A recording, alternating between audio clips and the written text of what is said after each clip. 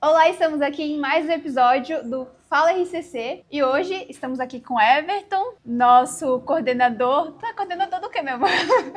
Profissionais do Reino. Eu não me lembro, toda vez eu me esqueço. Vai. Que é coordenador do Ministério Profissionais do Reino. E hoje nós vamos falar um pouquinho de como foi a sua jornada dentro da renovação, como foi a sua conversão. Conta um pouquinho pra gente. Bom, vamos lá. Eu sempre fui uma pessoa que, até pela minha história de vida, pelas coisas que eu vivi na minha infância, sempre fui muito duro na queda. E o meu processo de conversão, assim como eu sou com as pessoas, duro na queda, com Deus também fui um pouco duro na queda com Jesus. Então, eu tive algumas experiências que eu senti que tinha algo diferente, mas ainda assim eu não me abri, né? Eu lembro de uma situação em que eu resolvi, estava com algum problema, passei, entrei na igreja, estava tendo um grupo de oração, entrei e fiquei lá, no fundo, olhando, né? E aí foi acontecendo no momento de efusão, eu lembro até como se fosse hoje. Eu não estava entendendo nada do que estava acontecendo ali, mas eu fui tomado por alguma coisa que me deu uma vontade de chorar. Eu comecei a chorar,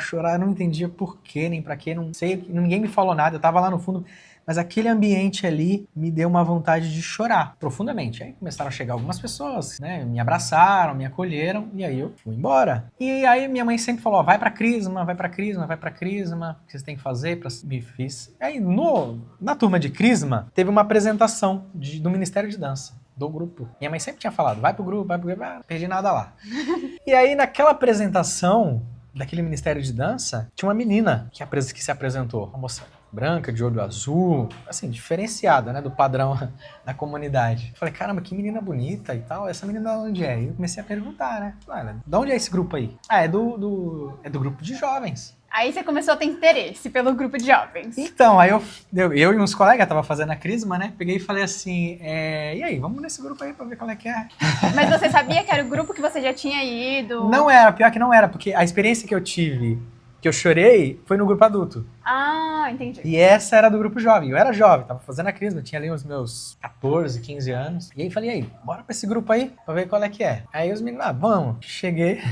Por isso quando o irmão falou do projeto dele, né, eu me identifiquei. E aí Meio parecido o testemunho, né? Meio parecido. E aí, beleza, cheguei no grupo. Cheguei lá no grupo, aquelas danças, negócio de põe a mão no ombro, pezinho pra lá, pezinho pra cá. Eu sempre fui muito tímido, eu era do rock, tinha piercing. Minha realidade era completamente diferente. Aquilo me deixou extremamente desconfortável. Não gostei. E aí, tipo assim, pela experiência que eu tive, porque eu tava muito fechado ali, porque assim, não é porque o grupo era ruim, né? É porque você foi pelos motivos errados, talvez. Também, fui pelos motivos errados, só que eu era muito fechado, né? E aquela experiência de dança, o que mais me incomodou é a dancinha, né? E eu fui pela menina do Ministério da Dança. Oh, meu Deus. Só que, beleza, aí eu continuei indo, e aí, olha que loucura, hein? Do rock e tal, não sei o quê. Queria me aproximar. Arrumei jeito, falei, como é que faz pra entrar nesse ministério de dança? Olha aqui. E aí, ó, tem que ter os ensaios, vem aqui conhecer e tal, não sei o quê. E aí, entrei no grupo. E você não tinha tido a sua experiência com o Espírito Santo, nada ainda? Não, só aquela lá mas no nem grupo passava adulto. pela minha cabeça. Exatamente, no grupo adulto. E aí fui, me aproximei da garota. Então, enfim, né? Essa parte não é objeto do vídeo, mas o que é importante? Teve um dia, eu era assim tão... Minha mãe sempre foi muito da igreja, mas eu era muito aleatório com as coisas. E a gente tava num encontro do grupo, e aí passou uma pessoa com uma veste branca, que era o ministro, né? E uma âmbula. Eu nem sabia o que era, mas eu vi um negócio dourado. E aí o negócio dourado veio, entrando no salão onde a gente tava. E aí eu olhava as pessoas se ajoelhando, chorando. Eu falei, gente, que é isso que tá acontecendo aqui? O que tem naquele negócio dourado? Que tá todo mundo assim, não entende. Olha como o nível da de falta de leiguice. conhecimento. O que é esse negócio dourado? O que é isso? Porque não tava na âmbula, não tava no ostensório. E eu achava que era um negócio dourado, que tava todo mundo. E o negócio dourado foi chegando. Eu sei que quando na minha época, né, aquele negócio dourado chegou diante de mim, cara, eu senti vontade de chorar de novo. A mesma experiência. A mesma experiência que eu tive lá atrás.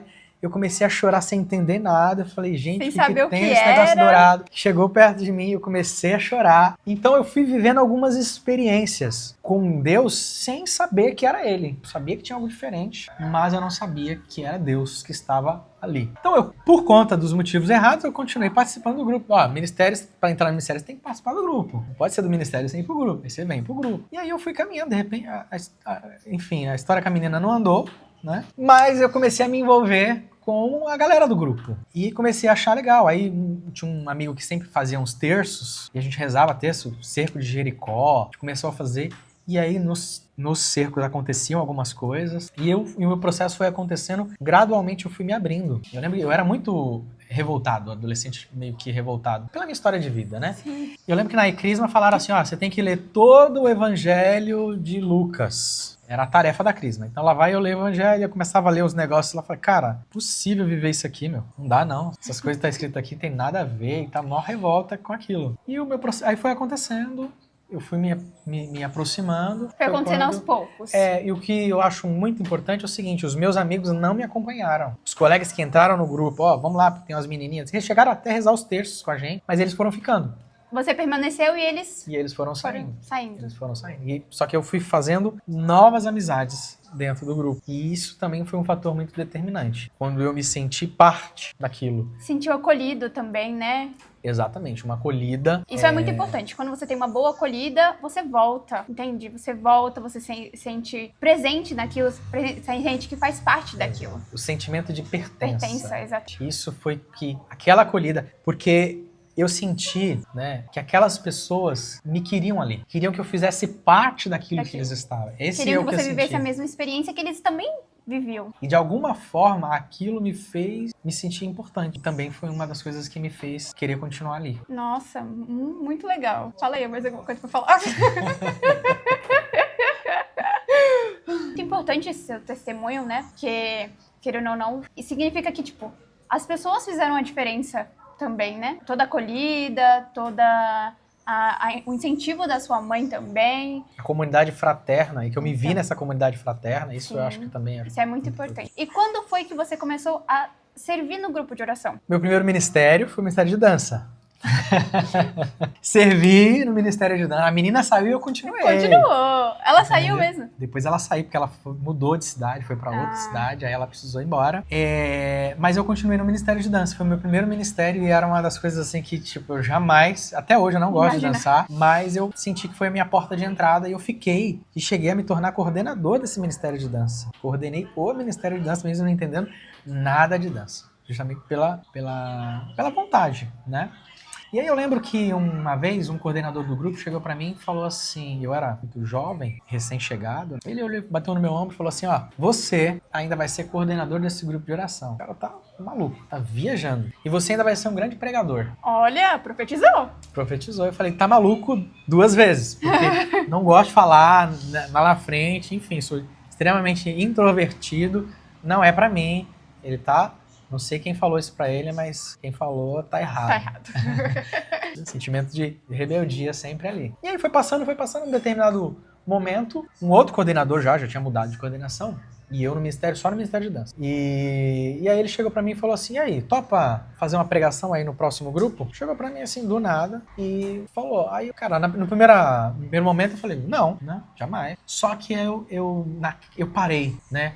Tem uma coisa que fala, entre o estímulo e a resposta existe um espaço. E que às vezes a gente não dá. Mas eu me dei esse espaço entre o estímulo, o convite e a minha resposta. Aí você foi refletir. Eu fui refletir, fui rezar. De alguma forma, aquilo que o cara tinha falado lá atrás ainda... Ecoava dentro de você. Exatamente. Aí eu fui falar com Deus. Porque às vezes a gente tem a mania de rezar para dizer sim. A pessoa me fez um convite, eu quero aceitar. E aí eu vou rezar para te dar uma resposta. Mas no fundo eu já quero.